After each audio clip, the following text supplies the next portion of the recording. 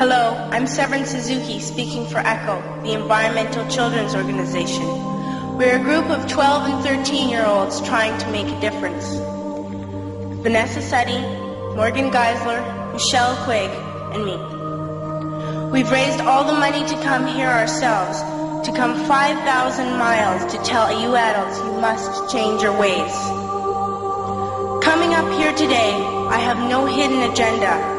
I am fighting for my future. Losing my future is not like losing an election or a few points on the stock market. I am here to speak for all generations to come. I am here to speak on behalf of the starving children around the world whose cries go unheard. I am here to speak for the countless animals dying across this planet because they have nowhere left to go.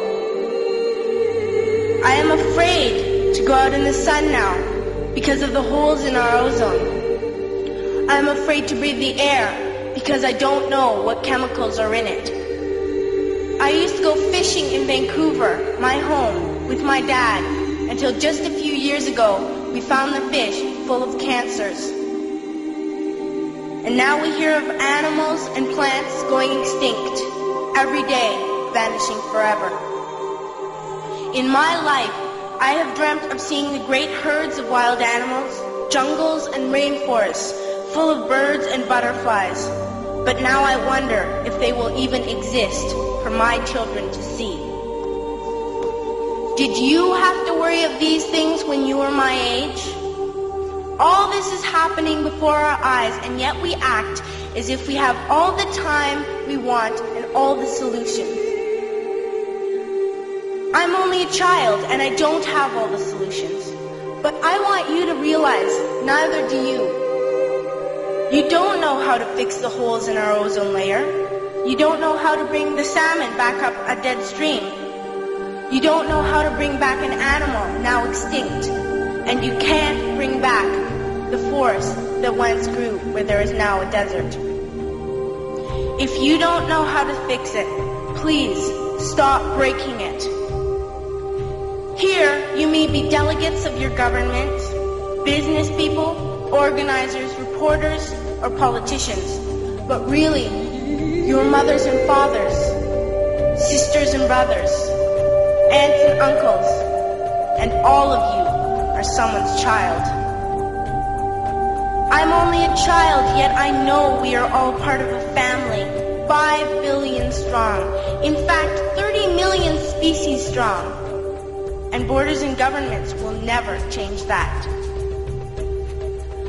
I'm only a child, yet I know we are all in this together and should act as one single world towards one single goal. In my anger, I am not blind, and in my fear, I am not afraid of telling the world how I feel.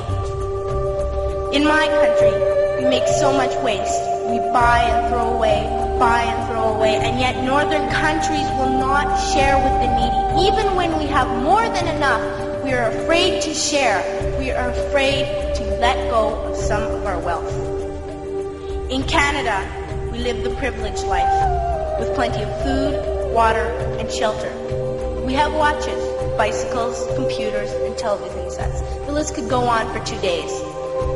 2 days ago, here in Brazil, we were shocked when we spent time with some children living on the streets. This is what one child told us. I wish I was rich.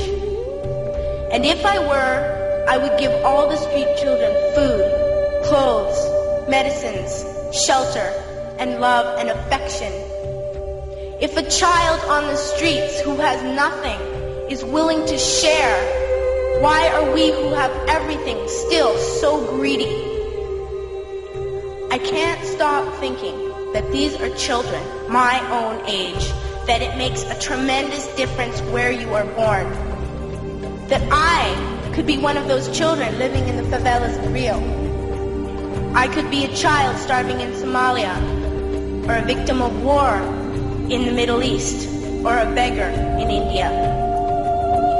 I am only a child, yet I know if all the money spent on war was spent on finding environmental answers, ending poverty, and finding treaties, what a wonderful place this earth would be. At school, even in kindergarten, you teach us how to behave in the world. You teach us to not to fight with others, to work things out, to respect others, to clean up our mess, not to hurt other creatures, to share, not be greedy. Then why do you go out and do the things you tell us not to do? Do not forget why you are attending these conferences, who you're doing this for. We are your own children. You are deciding what kind of a world we are growing up in. Parents should be able to comfort their children by saying, everything's going to be all right.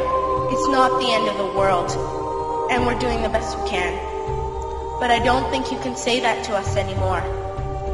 Are we even on your list of priorities?